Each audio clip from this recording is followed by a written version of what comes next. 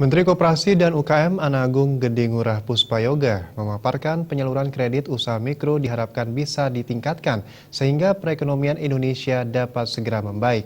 Untuk itu, pemberian izin usaha mikro kecil perlu dipermudah meski saat ini sudah banyak kemudahan yang diberikan oleh pemerintah.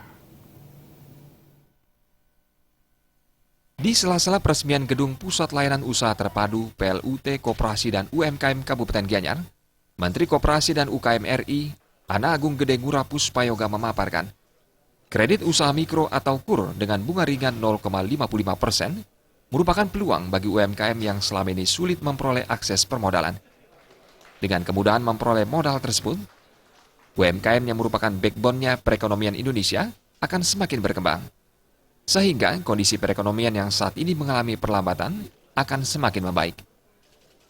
Melaksanakan langkah-langkah untuk antisipasi yang namanya pelemahan ekonomi dunia itu.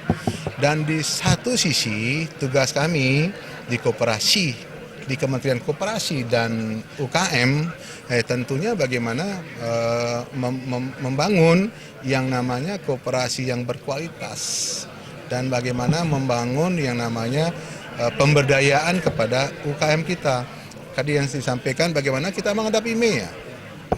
Satu, kita harus siap dengan SDM. Arus SDM itu nggak boleh dibendung.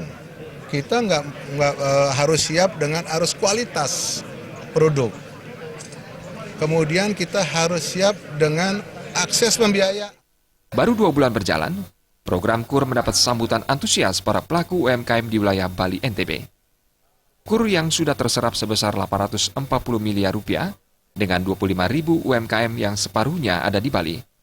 Meski demikian, guna semakin meningkatkan serapan terhadap dana KUR yang mencapai 21 triliun di tahun 2015, kemudahan memperoleh izin usaha UMKM akan terus diberikan. Purna